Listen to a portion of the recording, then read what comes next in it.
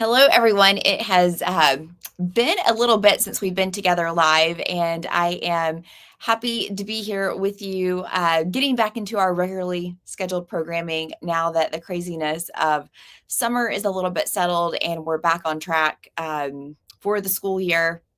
I guess maybe it's the former teacher in me that feels like things go by a school year schedule, even though I have no kids and I'm not a teacher anymore.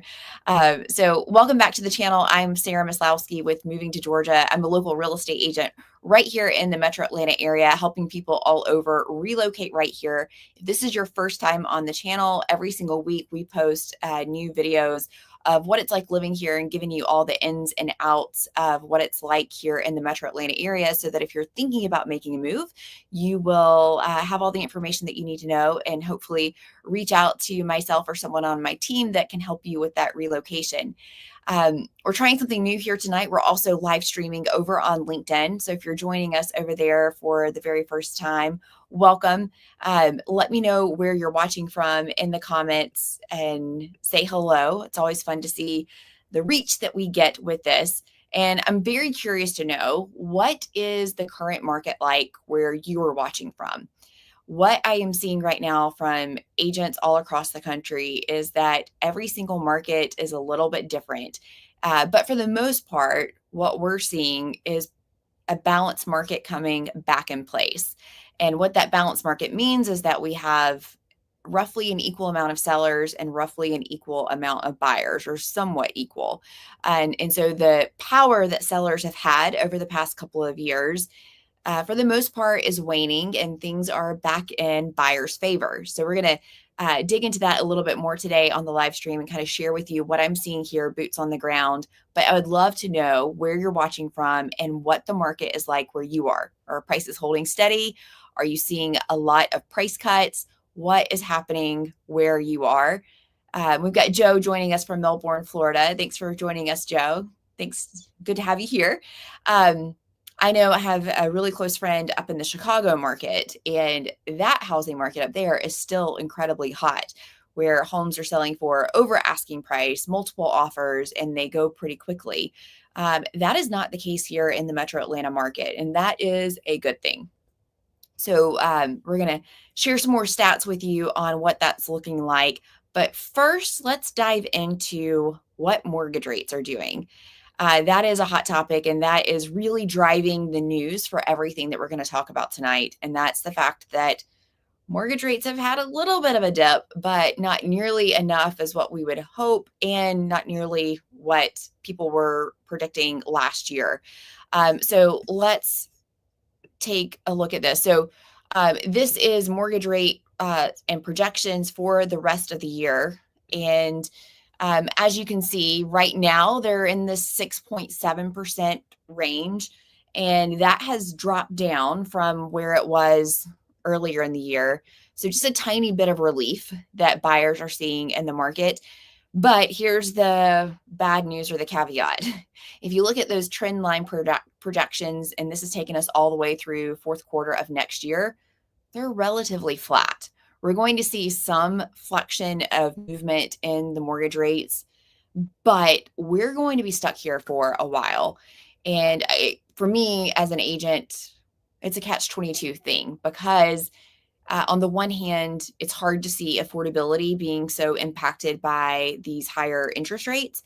And at the same time, I know, because there's a lot of pent-up demand, that any lower interest rate kind of beneath that 6% mark would cause a huge surge in buyer demand, which would only then put more upward pressure on pricing, and we would kind of essentially be flat or be in a worse situation for buyers. So that's definitely something that we don't want to have happen. But it does bring some interesting things to the forefront that we need to talk about. So we got Victor joining us. Thank you, Victor. Always a pleasure of seeing you. Thanks for being a great supporter. So when it comes to mortgage rates, we're essentially stuck here for a good year, barring anything crazy happening. And this could be a good sign in the fact that if you're waiting on mortgage rates to drop to kind of make that decision, now you have a little bit more data to say, like, hey, looks like we're going to be in this for the next year. And how does that year-long period impact my decision about whether or not I want to move now or move later or sell now? And this really ties into what we're seeing with sellers here. And for the most part, we are getting kind of like a stalemate between buyers and sellers. And so there's some interesting data that's coming out about the housing market that we need to take a look at. So I'm going to share this article. And this was in Real Estate News. The headline is the surge in delistings good news for buyers? So in the industry, delistings for buyers, that means a seller tried to sell their house. They could not get the activity that they want. And so they ended up taking it off the market. And this article is making the point, like, essentially, is that a good thing? What we're finding across the board, and I have some local stats that I'm going to share with you to show like how it's showing up here locally, but homes are spending more time on the market, and about 20% of the listings are getting price cuts according to realtor.com, and they're looking at national trends. If I look locally, 30 to 40% of homes that are on the market are receiving price cuts. And I know for a lot of people that can seem a little bit scary, but I'm going to share with you some more about why it's not. So inventory across the board is continuing to grow, and buyers are getting the leverage that they haven't seen in years. And the sellers who are unable to get their preferred price for their home can become accidental landlords or take it off the market and become held hostage by their house, so to speak. But let's take a look closer about the buyers and sellers, the kind of stalemate that we've had. Down here, it says that we have a standoff between buyers and sellers, evidenced in Realtor.com's report. And on average, homes spent 53 days on the market in June. That's 5 times more than a year earlier. One thing that is driving that is the fact that we have a lot more inventory this year than what we had last year. So more sellers are testing the market. They're putting their home out there to see if they can get a buyer at the price they want. And that's a caveat here, the price that they want. And a lot of sellers are either just choosing to take their home off the market because they did not get that price that they wanted, or we're seeing those price cuts come into play. And so where I tend to see this show up from the seller side is that sellers have an overinflated view of what their home should be worth. And we've gotten a little bit spoiled here in the Metro Atlanta area over the past 4 years. So between 2020, 2023, we saw 15 to 20% year over year home value increases in your home. And I have a few home sellers that are reaching out. They just purchased their house a year or two ago and they want to sell. And then when we're evaluating what that value looks like in today's market, we're looking at average appreciation of 5% year over year. And they're getting kind of shocked because they were expecting their home to be worth a lot more. Well, that's not normal. That 20% year over year that we saw is just something that is not a normal market. That 5% home price appreciation year over year is something a little bit more normal. So overall, long term, we're not seeing homes be devalued. So homes aren't necessarily worth less today than what they were a year ago, but we are seeing that price correction come back into play. And so the benefit for buyers right now in the market is that if you are a buyer in the market, one, you got more options to choose from, which is fantastic news. The second thing is that you have a lot more leverage. So if that home has been on the market for a couple of weeks and the seller has not done a price correction, you have power in that transaction that if you're interested in that house, that you can negotiate some concessions. And we'll take a look at what that looks like. Joe says that it's taking a bit longer to sell homes. Now, even where I live in Vieira, Florida, which has historically moved very quickly, prices have stayed steady. So that's good. And when it comes to homes taking longer to sell, part of that is because buyers have more options now, right? And so it is truly back to being a beauty pageant contest. And what I mean by that is that you have to have the best looking house at the best price for the best value. You've got to be the prettiest house on the block. And so for a while, sellers have not been used to having to get their home ready for the market by taking care of paint touch-ups and making sure that the landscaping on the outside looks perfect and doing that maintenance that maybe they've kind of put off to the side for a little bit. Now buyers are being way more picky because they have way more options, and they're looking at their interest rate, they're looking at their monthly payment, they're looking at what they're paying for a house, and they're saying, okay, I don't want to buy a house with all these problems. I want the seller to take care of some of these things. So that's where we're really starting to see this show up a little bit more in the marketplace, and having homes not sell for exactly what they list for. Now, we are seeing that if a home is priced well, if it is move-in ready or has been very well maintained, those homes are still selling relatively quickly. The homes that you see sitting on the market, either they need a lot of updating, they have paint colors that were in style 15, 20 years ago, and it hasn't been updated or touched since, or there's some deferred maintenance that needs to get taken care of.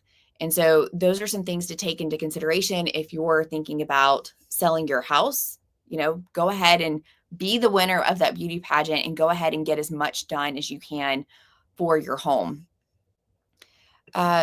So going back here, mortgage rate forecast, this is what, another chart looking at the exact same thing, same data. This is interesting to me, though, that buyers having more power. The home buyer search terms on Google recently was the highest level that it's been in 2 years. So that's a great indicator that overall, even though we've had a little bit of a compressed market the past couple of months with less buyer activity, less seller activity, we are starting to see home buyer activity spike. And we also saw this show up in mortgage applications. So these things tend to go, hand in hand. You would expect that if more people are searching online for homes, that more people are also applying for mortgages as well. So we'll take a look at some of that data. As we're talking about this, if you have any questions or comments and want to chime in or have a difference of opinion, please let me know. You can just drop those in the chat and we'll have a good conversation, because I love to get your opinion as well. So when it comes to home prices and the concessions that sellers are giving right now, almost half of homes that are sold on the market today, the sellers are giving up some concessions. And as you can see, if we look at 2025, if we go back before COVID times, and so look at 2019, we're kind of almost back there to where we were in 2019, this is the closest time that we've had almost a normal market, which we would have to go back to 2019 to kind of see similar things.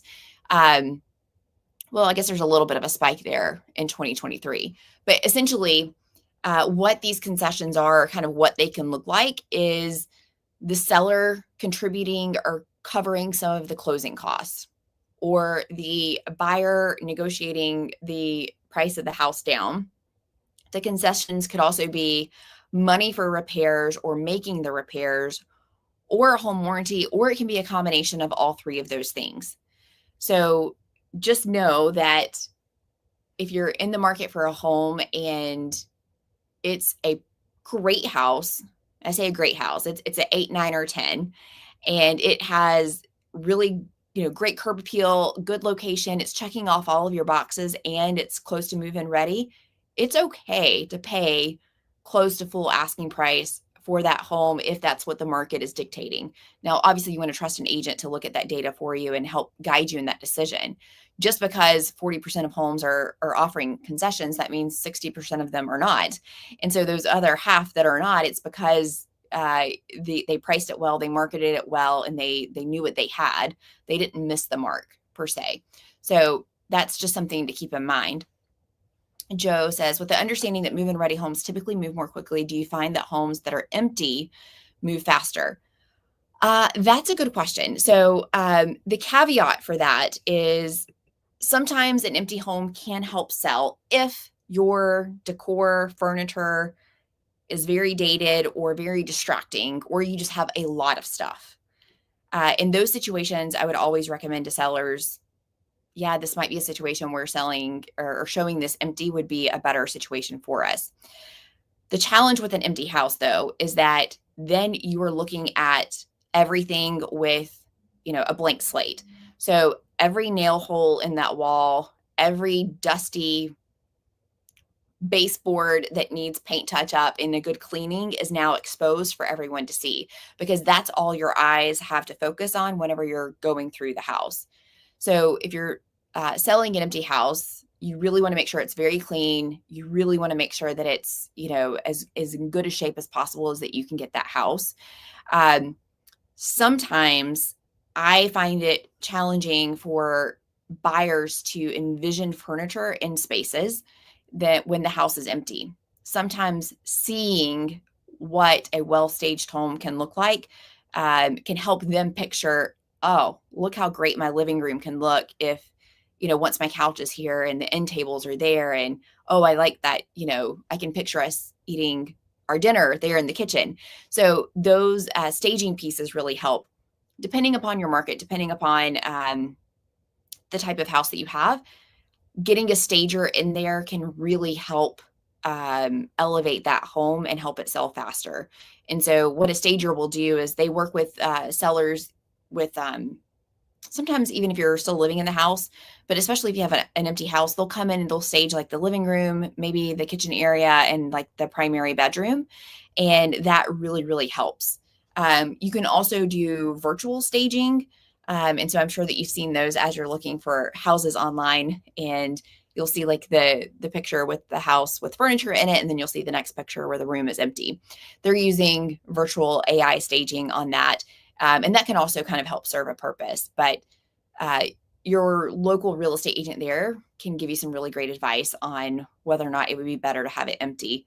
The challenge is that most people don't have that option. It's like, nope, sorry, don't have anywhere to put my stuff, and I need somewhere to live. But if you do have that option, it's great to kind of explore and get that local opinion based off of what your house is like to see what they would recommend. But that is a really great question. One thing that sellers can do that is super helpful to get your home ready for the market, especially for today, knowing the fact that 40% of transactions are getting seller concessions made, and that is to have a pre-listing inspection. And it's exactly what it sounds like. That's where a home inspector is coming in to your house before you list it for sale, and they're inspecting it just like they would for a buyer. And they're going to give you that lengthy report and tell you everything that's wrong with your house. And that can sound kind of scary, but sometimes it's much better to know exactly what you're going to be faced with, or what a buyer could be scared off by or concerned with ahead of time, rather than kind of like that unknown of, oh gosh, I hope they don't find anything scary. What if they find something? And so the important piece to that pre-listing home inspection is it gives you an opportunity to get ahead of some of those things. So wood rot around the house, maybe up on the eaves of some of the fascia around the roof that you just visually can't see from the ground. That often kind of comes up in inspection reports that are sometimes surprising to sellers. So all those little things we can get ahead of. And it's not that you have to have 100% perfect home where every tiny little thing is fixed from that inspection report, but especially the things that would fall into that kind of like medium to major category. Your agent can give you some really great advice on that to help get your home ready for sale. And I could tell you with certainty that's going to help you sell your house for more and for less time by having that pre-inspection done and being willing to do some of those things that needed done from that inspection report. So that is a good thing to keep in mind. I recently met with a great couple that are relocating from Florida here to Georgia, and they had their home on the market down there in South Florida. They had a pre-listing inspection done. So they quickly went under contract, and they have their home inspection for their buyer tomorrow on their house. And they just have a lot more peace of mind knowing that there's not going to be any surprises that come back from that inspection report, because they already know what would typically be on that inspection report. So if you're just joining us, I'm Sarah Maslowski, a real estate agent here in the North Metro Atlanta area, and I help people from all over relocate right here to the area, and I provide a lot of great local information if you are someone that is local to the metro area. So make sure you're subscribed and you're following along. New videos come out every single Monday. But let me know where you're watching from. If you have any questions about the real estate market, go ahead and drop those into the comments, and we'll talk about those and answer any questions that you may have about relocating or buying or selling. So let's look at what we're looking at here locally, because obviously if you're watching this channel, you probably are thinking about making that move here locally. So bear with me. That's not the one we want. We want this one.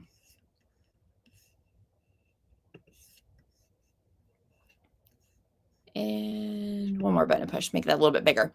Okay, this is the local data directly from our MLS system, and we're comparing 4 different areas here. So I'm just going to, so we have the greater Atlanta area, which is a dark gray. And right now we're looking, let's look at sales price. That's the fun one, right? So the median sales price for the greater Atlanta area in the month of, what are we? July. This is the month of July stats. The average sales price, or the median sales price, was $438,000. That's looking at the greater Atlanta area as a whole. Now, 3 of the biggest suburbs that we help quite a few clients on and that are kind of good bellwethers, the median sales price in Cumming was $595,000. Gainesville was $410,000, and Beaufort was at $538,000. And if you look at over here to the right-hand side, you're going to see that kind of like year-over-year stats. So Cumming was just down slightly, almost less than 1% compared to last year. Gainesville relatively flat compared to last year, and then Beaufort at 1.7% increase in value. So again, relatively flat. So just know that even though you may be seeing all of these price reductions on Zillow, that does not mean that that is actually reflective of the market devaluing here. It's just sellers that have overshot their coverage or overpunt their coverage. What's the saying? Somebody knows. But that's what's happening, and that's what's showing up here in the market whenever we have these price reductions. So we are seeing homes, again, spend more time on the market, and this is up a lot across the board. And I say a lot. On average, it's still less than 30 days for the greater Atlanta area. And so this just means that if you're a seller and you put your home on the market, don't panic if you don't get a contract on your house within the first day or two or the week or two. Sometimes it may take 3 or 4 weeks to get a contract on your house. And right now, that is normal. And so it's just really important that you know what's normal. Stephen asked, does the north and south markets vastly vary? Yeah, so south of Atlanta is going to be more affordable in general. And the reason for that is that most of the growth in the job sector is going to be north of Atlanta. And so that's primarily what's driving that. South of Atlanta, some of the most sought after cities are Peachtree City. That's probably the one that is not more affordable. It's surprisingly expensive, even though it's a very small town. The unique thing about Peachtree City is that it is a golf cart town. So you can ride your golf cart everywhere. So kids ride them to school, to Chick-fil-A, the grocery store. There's an extensive network of golf cart paths from all of these neighborhoods around Peachtree City. I do have a video on my channel about Peachtree City. We spent a day there and it was so much fun. It's very charming. It definitely reminds me of South Georgia, where I grew up, in the sense that it's a very much of a small town, and yet you're still relatively close to the city. Another area to check out is Noonan. That's a really great town as well. That's not that far away, and there's a lot of growth and development happening there. I'm drawing a blank, but the town where all the movie studios are. I would say that if I was seeking out a town investment wise and I didn't have to move somewhere south of Atlanta for a job or anything like that, those are the areas that I would look in, because those are having a lot of economic development spur that growth. And that's always, a good sign to look for when it comes to that. So but I do have a video on the channel about North Atlanta versus South Atlanta and some of the differences there. The positive thing about South Atlanta is that you do have a lot more options for affordable homes. You just don't have as much shopping and parks and festivals and all that things that you have on the north part of Atlanta. But you just have a higher concentration of towns that have all those things. So it's easy to drive 20 minutes in any direction and you can hit a really great town that way. Yes. Yeah. So I think that the town is Doraville. I think that might be it, of where the movie studios are, Trilith Studios. Yeah. So check that out if you're looking for something like that. Hopefully that answers your question. Yeah, great question. So let's go back to this data here. All right, so average days on market, just under a month. Percent of sales price to original list price. This means of the original price, how many actually sold for that full asking price. And what we see here is that they all fell between like 96 to 97, 98% of their original asking price. That's really helpful to know if you're a seller, to have realistic expectations of, hey, we're going to the market at 500,000, but we may end up selling for 2 to 3% less of that. So realistically, we might be looking at selling at 485 to 490 versus the actual 500. So that's important to know when it comes to listing your house for sale. This is also very important to know as a buyer, what is realistic that we can expect to negotiate for the house. So taking into consideration if it's in decent shape, there's nothing like crazy wrong with the house, but maybe it's just been on the market for 30 plus days and you see that $500,000 house and you want to go in at an asking price of 450 with the expectation that you can get it for 460. It's likely not going to happen, and we can look to the data that can kind of tell us that. So just know that even though things are kind of balancing back out for buyers, it still doesn't mean that there's just like these amazing real estate deals that are happening out there because people are desperate to sell. One of the reasons that we see so many sellers choosing to take their home off the market rather than taking the price that someone's willing to offer is the fact that they have an amazing interest rate in their house and they have a ton of equity. It's not as if they can't afford to pay the mortgage and they're in a situation where they have to sell. Now, obviously, sellers who actually have to sell because of divorce, life, all those things are a little bit more motivated to sell and don't have that luxury of just saying, oh, I'm just going to take it off the market and we'll live here for another couple of years. Also seeing a lot more people choose to do home renovations and additions to their house rather than move. So that's another kind of predicament, kind of stalemate that we have between buyers and sellers happening right now. It's one of those things where if we're to look ahead and kind of predict what's going to happen in the future, if interest rates do come down, and I've seen articles that kind of say for most Americans, they say that 6% number is kind of like the magic number that they would feel good about coming back to the real estate market and making a move. If interest rates get to 6%, I fear that we're going to be back into a situation where we're in a 2021, 2022 situation where home prices are appreciating 10 to 15% year over year. And we've got multiple offers on every single house and sellers just have so much leverage. And so any gain that a buyer may get from having that lower interest rate is being negated by the fact that you're having to pay $30,000, $40,000 more for the house than what you could have gotten. So that's one of those trade-off things to kind of think about that can be kind of hard to navigate and figure out, exactly what makes the most sense. So this is a cool resource that I have access to. And this is looking at Hall County. So that's where Gainesville is located, Flowery Branch, some parts of Beaufort.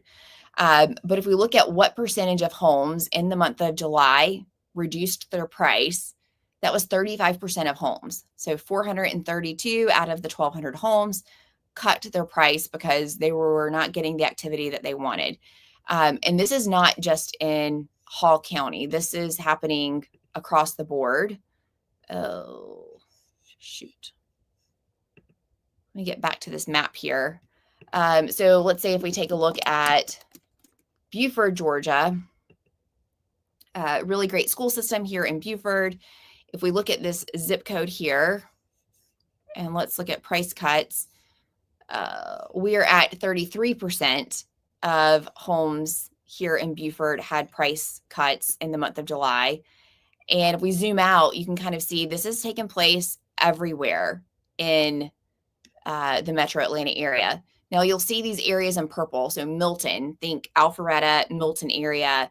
We only had 25% of homes have price reductions there. That's because it's a very hot market there and there's still very little inventory.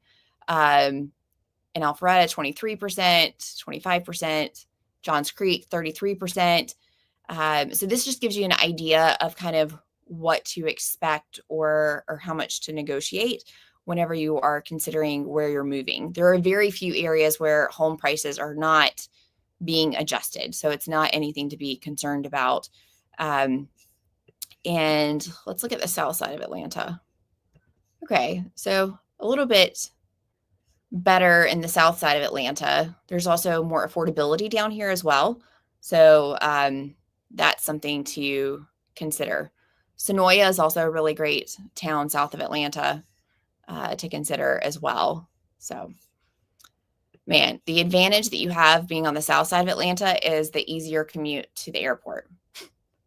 I saw a video that someone sent to me on social media, and it was this comedian who was doing a stand-up show in Alpharetta, and he was joking about how his Uber ride from the Atlanta airport to the actual comedy club cost him more than his plane ticket did from New York to Atlanta. And I thought that was very funny. And someone made a comment on one of my Instagram posts the other day that Atlanta is an hour from Atlanta. And that's very, very true. And so if you're living on the north side of Atlanta and you have to go down to get to the airport, sometimes it could be an hour, sometimes it could be an hour 45. It just depends. So if you have any questions about making a move or the real estate market, have any opinions, let me know. Go ahead and drop those into the chat. If you're not subscribed to the channel, do that. We post new videos every single Monday. I also have a really great Instagram channel if you're a local, or even if you're thinking about maybe one day becoming local. Go find me over on Instagram. It's at Sarah Maslowski, and every single day we're posting information on new businesses and development that is coming here into the area, and just really cool things are happening all over the metro Atlanta area that's fun to report on every single day. And it's really cool, all the growth that's happening here. Inevitably, with growth comes a lot of locals that complain about the growth. And it's one of those things that's like, I get it. Some people just want things to kind of stay the way that they are. And yet with this growth comes a lot of economic development and more opportunities and more stable jobs for, to support the income of people here in the area. Speaking of, I should have had this article for us. I didn't think about it till just now. It was the article was like Georgia's dying counties, and it was saying that maybe like 4 metro counties in Georgia support or have enough wage income that's greater than almost all of South Georgia combined, which I thought was crazy if you look at those stats. And so for the most part, when people talk about moving to Georgia, they're generally talking about moving to a metro Atlanta area or, Savannah, somewhere on the coast, that type of thing, unless you're really seeking out that a rural lifestyle or really want to be in a small town, then there's, some great pockets here in Georgia that you can find for that. So that's something to keep in mind. Oh, let's see here. Matt, my great producer behind the scenes, is on it and found the article. Yeah. An AJC article. Oh, dang it.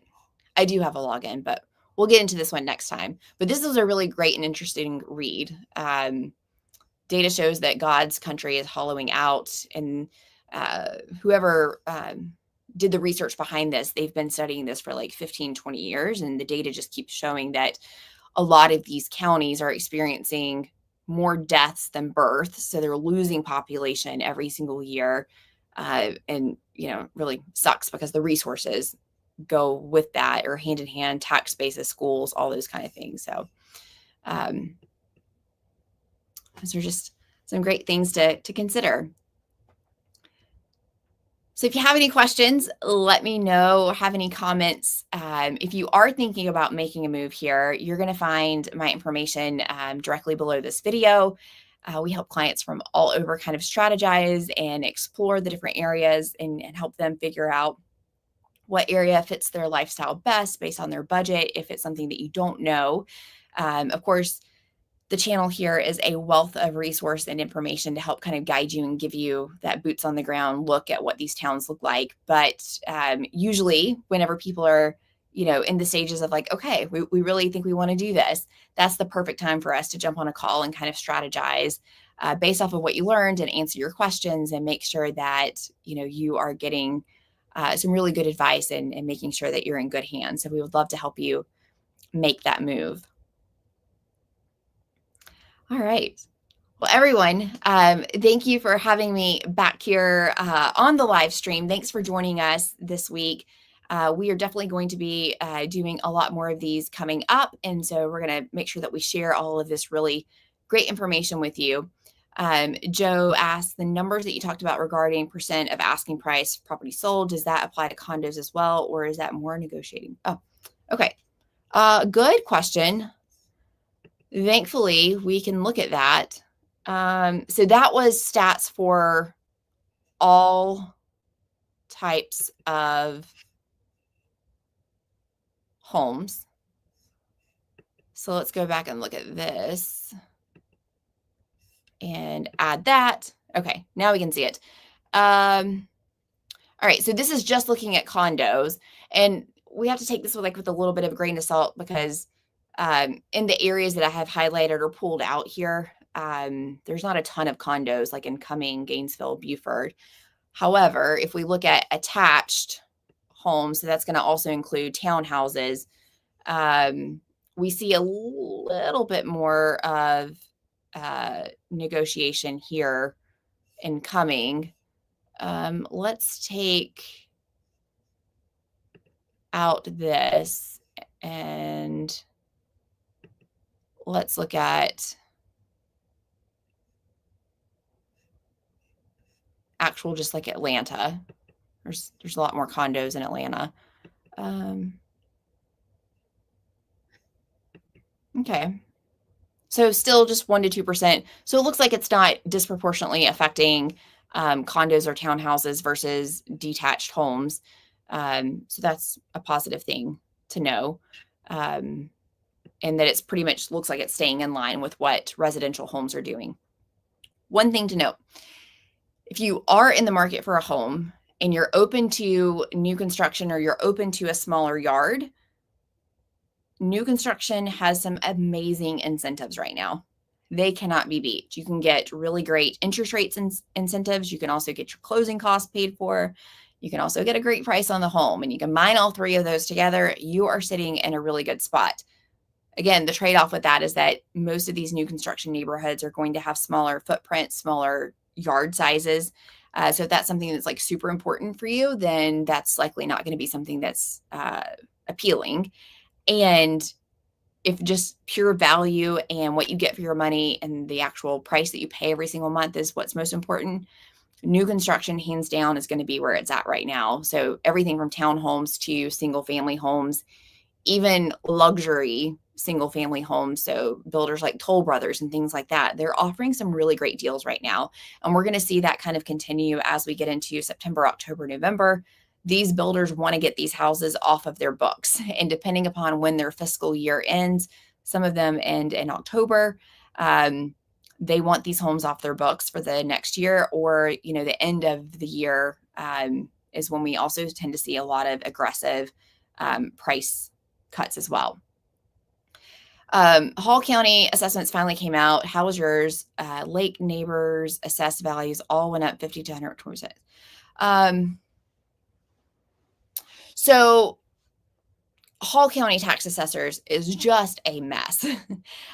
We've been at war with them for several years here at my personal home, and they do not have any rhyme or reason when it comes, especially to lake properties, as to how they assess and how unfairly they assess values. I will say that there's a lot of power in appealing your property taxes and taking that to the Board of Assessors. Sometimes they don't listen to reason, and it's really hard to present of what you think you're presenting factual information, and they'll tell you, well, this is why it's not.